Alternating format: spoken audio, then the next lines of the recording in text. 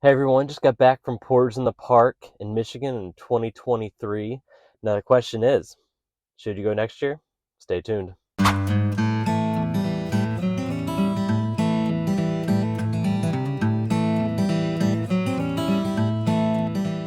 our trip started in Virginia, left early in the morning, about an 8.5 hour drive. We got to Michigan, where we checked into the Nesta Hotel, which it was a decent hotel. It had a nice little courtyard for us to hang out in. First night, we went to the Godfather for the VIP event. It was a blast. They had a great selection. Pours were $10 or $5. They were great. It was a nice feel. They had an outdoor area where you could hang out. Alec Bradley was selling some cigars that you could smoke. A ton of cigars that I've never even seen. At the local place, there's only 2 of the types they carry. So it's nice to try a bunch of other things that they offer. But it was just also nice to meet everyone. Everyone was very friendly, and it was just a nice atmosphere. I'd highly recommend to go again next year if you can. So the next morning we got up.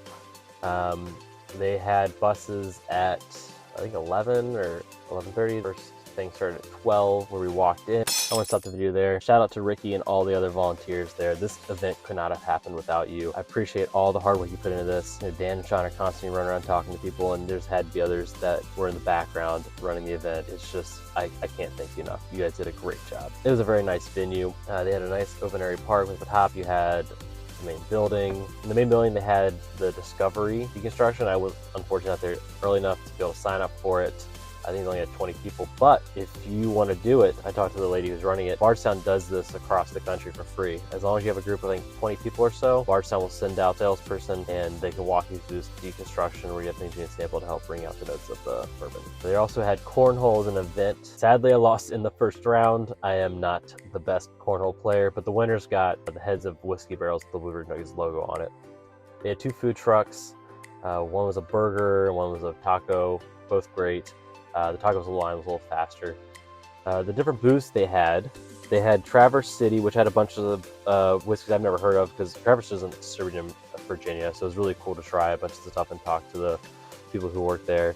They also had Stranahan's. A lot of this video is also later in the day, so some of the bottles are missing. Stranahan's had a couple other bottles. And then High West was also there. They had the bourbon, they had their double rye, and the Rendivorous.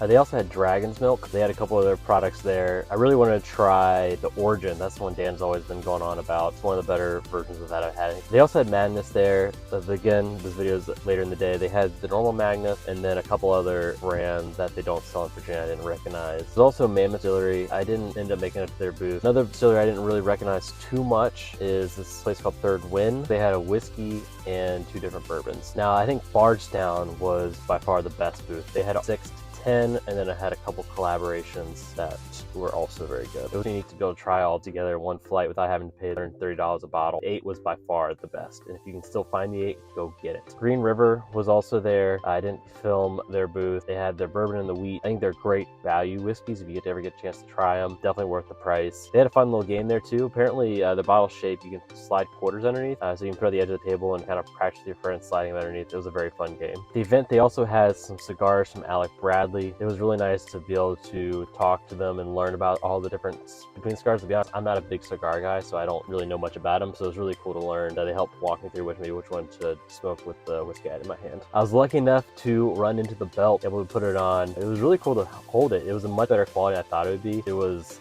a very cool to take a picture with. And then the night, probably the best part of Pours. Everyone was so generous. They brought their bottles out. There were too many bottles to even make a decision.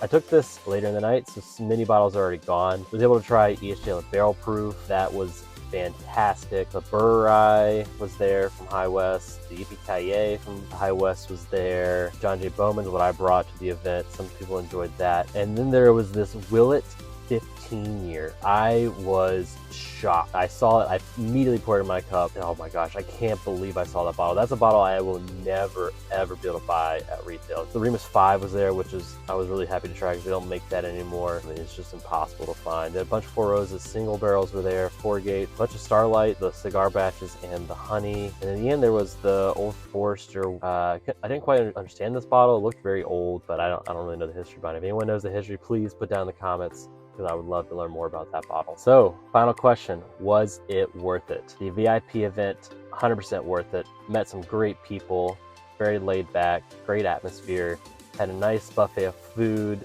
keep you full. while you drank your alcohol. Had nice cigars there to smoke along with it. It was just overall a great environment. Now, day two, the event, also a must-do event.